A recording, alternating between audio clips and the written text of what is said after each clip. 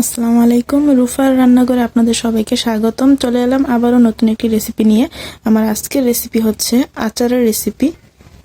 আজকে আমি তৈরি করে দেখাবো কাঁচা আমের আচার, তাও আবার তেল ছাড়া কাঁচা আমের মিষ্টি আচার। তো চলুন আর কথা না বাড়িয়ে রেসিপিতে যাওয়া যাক। তো আমি আমার আমগুলোকে ভালোভাবে কেটে নিয়েছি, ছোলা ছাড়িয়ে নিয়েছি এবং আপনারাও আপনাদের পছন্দ মতো আমগুলোকে কেটে নেবেন। আমি এইভাবে কেটে নিয়েছি। এখন আমি বাকি উপকরণগুলো দিয়ে দিব। এই আচারটা বানাতে লাগবে চিনি, ভিনেগার এবং লবণ আমি দিয়ে দিব স্বাদ মতো। এখন দিয়ে দিব চিনিটা আপনারা যতটুকু মিষ্টি খেতে পছন্দ করেন ঠিক ততটুকু দিবেন। আমি 1 কাপ থেকে একটু কম নিয়েছি। এখন দিয়ে দিব ভিনেগার। এখানে আমি 2 টেবিল চামচ ভিনেগার ইউজ করব। দিয়ে দিচ্ছি ভিনেগার। এখন সবগুলোকে আমি একত্রে খুব ভালোভাবে মিশিয়ে তারপর 2 ঘন্টা রেস্টে রেখে দিব। সবগুলোকে ভালোভাবে একটু মাখিয়ে নিব। আমি কিন্তু এখানে কোনো পানি অ্যাড করিনি, আর এই আচার বানাতে কোনো পানি দিতে হয় না। এগুলোকে ভালোভাবে মিশিয়ে নেবেন।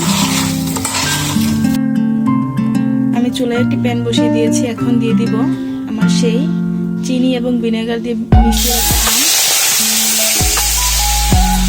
দেখুন সবগুলো চিনি কিন্তু পানি হয়ে গিয়েছে, এখন কিছুটা লেগে আছে, আমি সেগুলো দিয়ে দিব। আমি এখন এই চিনির পানিটা দিয়ে আমগুলো ভালোভাবে সিদ্ধ করে নেব। আমার আমগুলো বলক চলে এসেছে। এখন আমি এই পর্যায়ে তেজপাতা দিয়ে দিব, দিয়ে একটু ভালোভাবে মিশিয়ে নিব। এই মিষ্টি আচারটা আটি সহ আম দিয়ে করলে খুব ভালো হয়, কিন্তু আমি যে আমগুলো দিয়ে করেছি সেগুলো আমের আটিগুলো বড়াতে পরিণত হয়ে গিয়েছিল। একটু শক্ত হওয়াতে আমি ওইগুলো নিতে পারিনি। তাই আপনারা চেষ্টা করবেন একটু শক্ত আটিগুলো দেখে আচারটা বানানোর। আবার বেশি শক্ত হয়ে গেলে তখন আবার আটিটা নিতে পারবেন না। তো আমি এই পর্যায়ে আচারের কালারটা একটু সুন্দর হওয়ার জন্য একটু সামান্য পরিমাণে হলুদ গুঁড়ো দিয়ে দিব।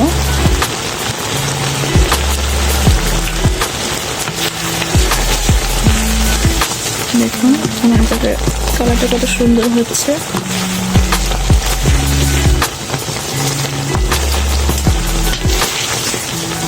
আমি এই পর্যায়ে শুকনো মরিচ ভালোভাবে গুঁড়ো করে আমি দিয়ে দিয়েছি। শুকনো মরিচকে আমি প্রথমে তেল দিয়ে টেলে নিয়েছি।